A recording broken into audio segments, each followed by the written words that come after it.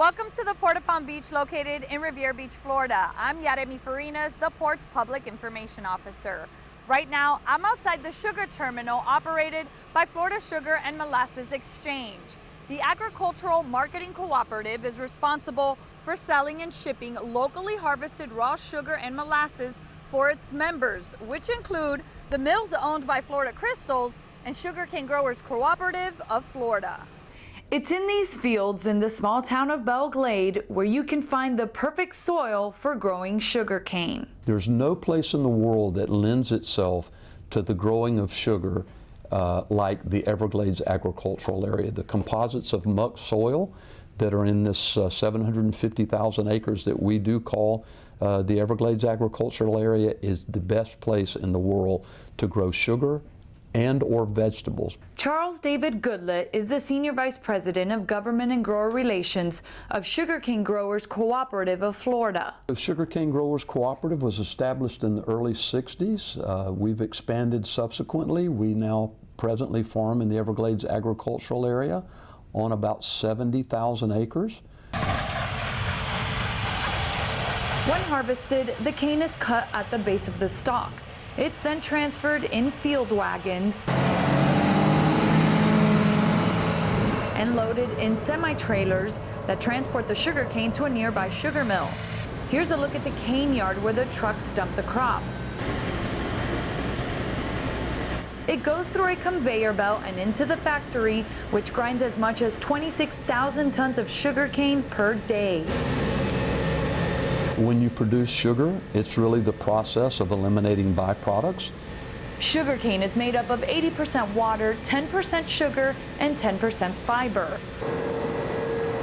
The fiber is what produces bagasse, which is used to energize the sugar mill and produce biodegradable products at their new operation called Tellus. We netted out more bagasse than we could use in the process, so it comes here now to build, to make and manufacture disposable tableware. Operations Manager Manuel Lescano says the processing of the raw sugar and molasses takes about 32 hours. The cane comes in through the mill, squeezes all the juice, goes to fabrication. They go through the clarifiers, the mud, the filters, and then they process the sugar in the centrifugals. All the sugar comes out into a scale and weighed into the warehouse. We handle it in bulk, so there's no need to worry about contamination. The molasses is pumped into another tank. Every day, trucks haul the sugar and molasses from various sugar mills to the Port of Palm Beach. The fact that the port is located in a straight line between Lake Okeechobee and the city of Riviera Beach allows us for a very efficient delivery to a port that is perfect for the shipping of sugar. Right now the full truck is coming in. It's going to go onto the truck scale up front there. It's going to weigh gross. It's going to back up. The hydraulic arm is going to go up. It's going to discharge into this grading system. There's a vibrator underneath that allows it to go through to a conveyor system that goes into the warehouse. As the truck is discharging, my employee will sample the truck, and those samples will be collected and sent off to an independent lab for testing and quality analysis. It'll then pull back up onto the scale, weigh again, and by difference is what we received and what the mill will get credit for. Michael Zali, Vice President and General Manager of Florida Sugar and Molasses Exchange, says the sugar warehouse holds 21,000 tons of sugar. There's a certain pattern that the staff follows to be able to compensate for what you're seeing here. Otherwise you'd have two big piles in the warehouse, you know, like a pyramid. So they move the system up on top to maximize the warehouse space.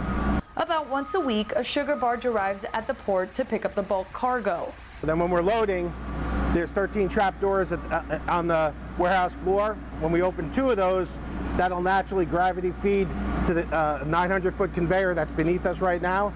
That would go dockside to load a vessel at about 700 tons per hour. It usually takes anywhere from 22 to 24 hours to load the barge. You can see the Jonathan's in berth right now.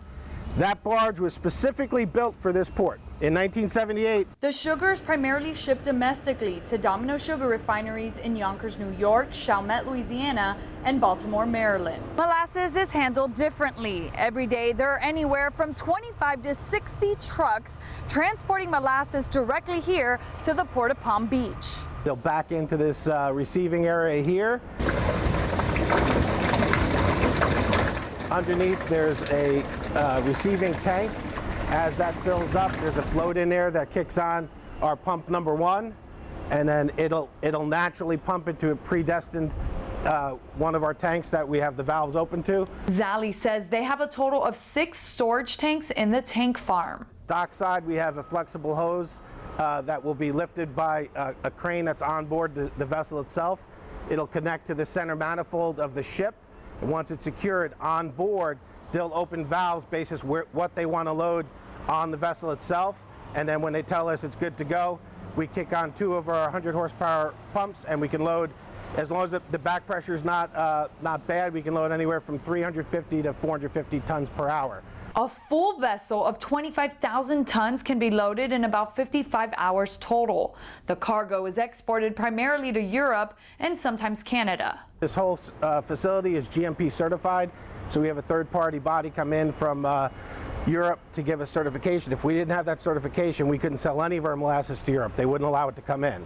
The molasses is used primarily in animal feeds. How much it costs will dictate how much they use in their rations. The local benefit? We here at Sugarcane Growers Cooperative employ around 450 people. In addition to that, on any given day during the harvest season, we have 100 trucks on the road hauling cane with independent contractors. And in addition to that, our new operation Tellus recently have employment, I think, in the neighborhood of 100 employees hired here out of the Glades. And then there's Florida Crystals, who is our partner in many aspects. They're twice our size in terms of just acreage, so you could probably assume that their employment just in the farming part of their business model would be well over 1,000 people. Thousands of jobs and millions of dollars pumped into the economy. Thank you for watching our Tenant Spotlight, and we hope you learned something new about the sugar and molasses operations at the Port of Palm Beach.